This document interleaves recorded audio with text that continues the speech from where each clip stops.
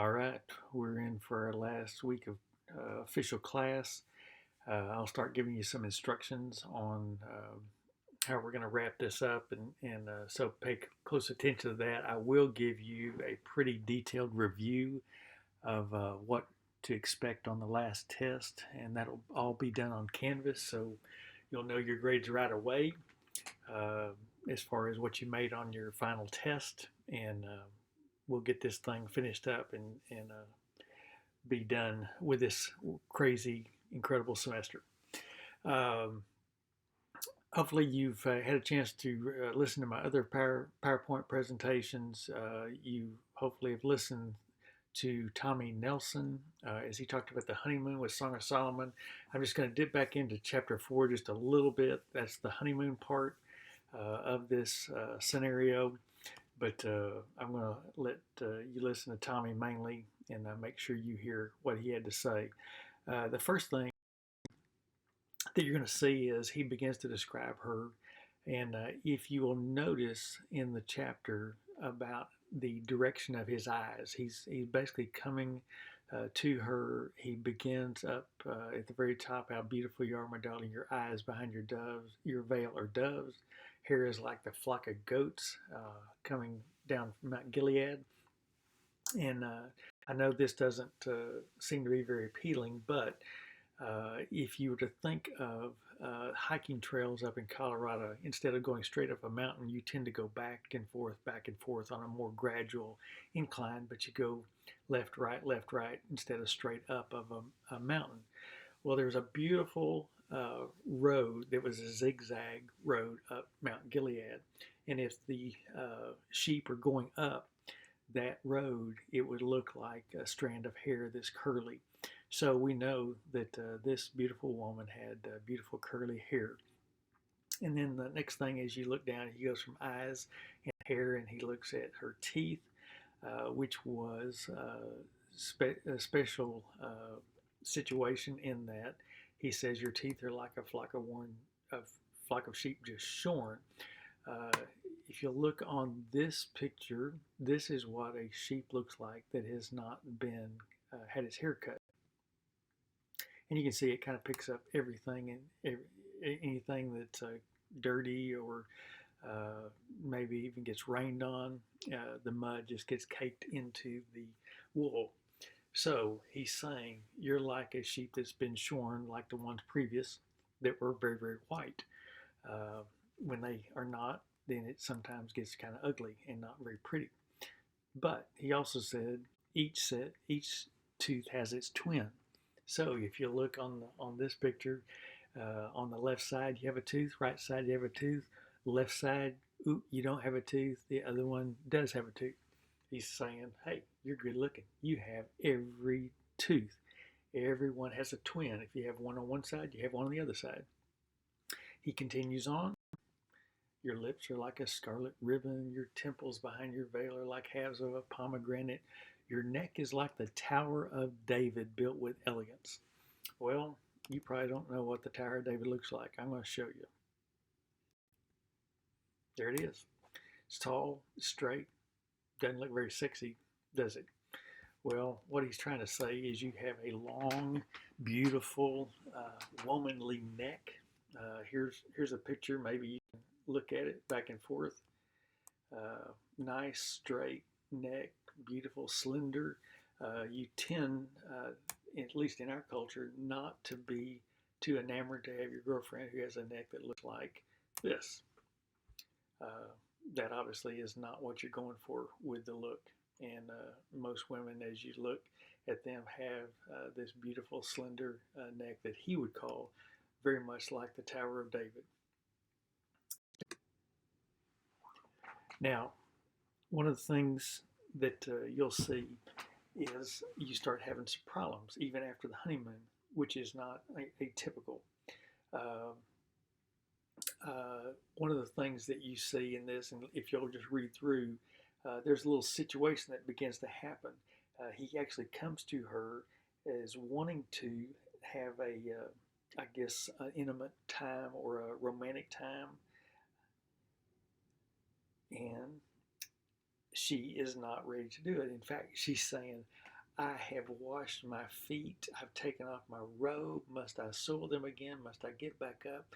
And it's basically he wants to play and she doesn't want to. So he gets a little impatient and he takes off. Uh, and then she finally goes, "Okay, I'll go play." And yet, as she does, uh, he's gone. And it says she opens the door, but my lover was gone. So you see instantly that all the time that you're together as a couple, even though you may be madly in love with each other, there are times that he's in the mood and she's not, or maybe she's in the mood and he's not, or you've had a bad day, or something went wrong. But when it's all said and done, he has a moment in time in which he was ready to entice her out, and she wasn't ready to do that. She There's kind of literally the "I've got a headache tonight" is the first excuse, but eventually she comes around, but he's gone. So you start to see them have a little disagreement about even their sexuality, and maybe getting out and having romantic times late at night. So that happens there. Then you go to chapter 5, and all of a sudden she describes him. Now, we've talked before about men having a different sex drive, or women, especially in the Victorian times, were not supposed to be sexual creatures. They weren't supposed to be thinking about sexual things. And yet, here in chapter 5, this woman begins to describe him. My lover is radiant and ruddy, outstanding among 10,000. His head is pure as gold. His hair is wavy, black as a raven. So we know Solomon had black hair. Eyes are like doves by the water streams washed in milk. Means he has beautiful white eyes. He described her, remember, as the shorn sheep, beautiful and white. Well, her way of saying is washed in milk. Your eyes are washed in milk, mounted like jewels. Saying he's got good looking eyes. His cheeks are like beds of spice yielding perfume. His lips are like lilies dripping with myrrh. Means she likes the taste of his kisses. His arms are rods of gold. And every young man, if you reach up and grab his arm, and any woman goes, "Ooh, you have really strong arms," you will sense him, really start to flex those muscles, and then she'll go, "Oh man, that's incredible." Well, guys will walk around for days flexing their muscles off a compliment like that. And so she's giving it back to him and talking about even his body is like polished ivory, legs are pillars of marble, his mouth is sweetness itself. So, to the women in the room, you are told, you are instructed, man, compliment these young men. Tell them what's good looking, especially when you have this commitment in your relationship to really bring this thing uh, into a deeper relationship, and make sure he feels as valued as you feel, as he described her. Chapter 7, we start moving to what you call this is going to be past midlife. This is going to be the golden years. And he starts describing her body again. If you go back and look at the actual text from chapter 7 and go back and look at how he describes her earlier in the book, he describes her body all over again. But there's a difference. Can you see what that is? Look at the direction of his description. He starts down at her feet and he begins to describe her, but he's describing, remember, probably an older woman who's not that cute thing that she was when he first met her, but they've been together for years. And he starts at her feet, and some would say Solomon was a king who was literally sitting at her feet, which was very unkingly. But he was one of those, he's kind of showing maybe either servanthood or humility, that he loved her so much that he began at her feet and he begins to describe her body all over again. And he doesn't vary from it too much. Every once in a while he'll say things like, "Your stature is like that of a palm, your breasts are like clusters of fruit. I will climb the palm tree and I will take hold of the fruit," which he doesn't say the earlier time, but he's described her breast and he's described her waist and he's described her legs. Yet he starts from her feet and goes straight up her body. And we know, just common sense is that women and men, as they get older, they don't look as good as they used to. They're not quite as cute. They have wrinkles. They've gained some weight usually. Uh, Yet, as he describes her, you would think he's describing her again on his honeymoon night. And I know you're probably not going to get this, and that's okay. But you guys are at the very peak of your physical prowess. You're as good looking as you ever going to be. But if you think about it, whoever you're dating out there, imagine them with 30 extra pounds. Imagine them with stretch marks after they've had a baby or two. Imagine that guy with that full head of hair. All of a sudden, it gets very, very thin up on top, and he gets that bald spot back in the back. Uh, Imagine the wrinkles that begin to not appear for a moment as they smile, but all of a sudden, those wrinkles stay and they get deeper. And you think, well, how would I describe them? How do I see them compared to where they were? Well, Solomon is trying to, I think, communicate to her, you're just as beautiful as the day I met you. But it's been replaced by something. It's been strengthened by something different. It's not just looks anymore. It's that commitment. It's that loyalty. It's that love that they have for one another. And as they begin to look at one another, you can still see that they've got this affection, this attraction for one another. And she says in verse 11 of chapter 7, come away with me to the countryside. His left arm under my head, and his right arm embraces me. She's saying, come on, big guy, let's go play. And this, once again, ladies, is the woman who's being the aggressor, who's being the idea person. Let's go have some fun. So once again, you see a very balanced view of equality in sexuality, of equality in romance. That it's not just a guy pursuing; it's the woman who pursues as well. So it gets replaced by something. What does it get? What's that good-looking physical appearance get replaced by? Well, it gets replaced by depth, and we see that in chapter 8, when he says things like, "Place me like a seal over your heart, like a seal on your arm, a tattoo, basically." For love is as strong as death. Well, you and I both know death is pretty strong. You don't get around it very often in the whole existence of the world.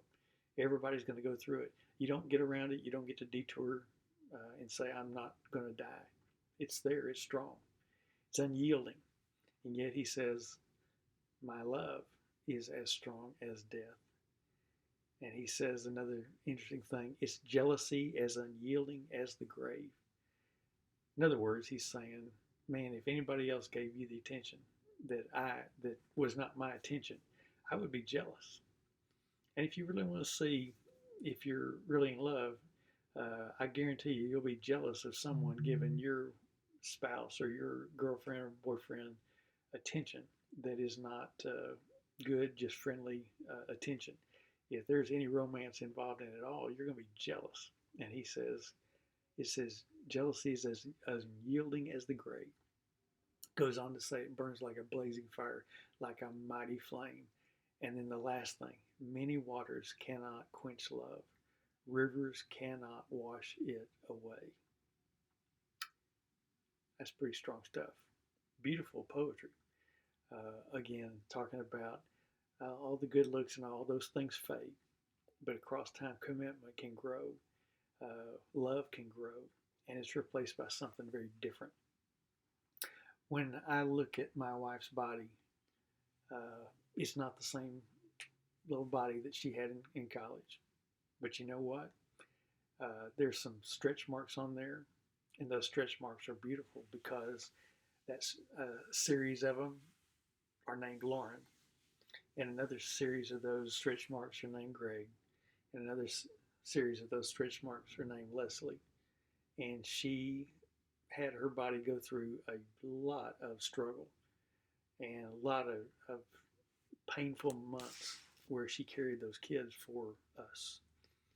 And those type of things have become beautiful, believe it or not.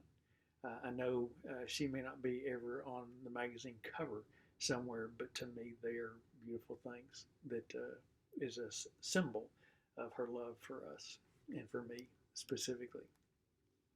So, come to the last And they basically say to the other, come away, my lover, be like a gazelle or like a young stag on the spice-laden mountains again. She says, let's stay young, even when we're old. And once again, that'll be a lesson that you'll have to learn one of these days when you're a little older than you are right now. But bottom line is, I think you will enjoy uh, looking back at this book. Maybe when you're older one of these days and read back through it, maybe you'll get a few more of the things that Solomon's talking about. I hope that you will continue to kind of look back at this book and see some of the big lessons out of this book. One, that love is something that should be protected. Love is something that you have to be careful with, especially regarding your physicality with one another. I hope you understand that you're looking for a spouse or partner that is going to be someone who will not harm you emotionally, that you're looking for someone who's tender, who doesn't bring up your flaws, but someone who will build you up and encourage you in who you are and what you're about. And I hope you'll not get trapped into thinking it's all about just good looks and it's all about sex. There are a lot of things, and those things produce a great sex life. The trust and the openness and the transparency with each other is something that actually makes it a great relationship builder long term. And Song of Solomon, believe it or not, can get you there and help you with that. Anyway, we'll talk to you later. Good luck this week in getting ready for the final test. And we'll give you more instructions as we go, but be looking for that. Take care. Bye-bye.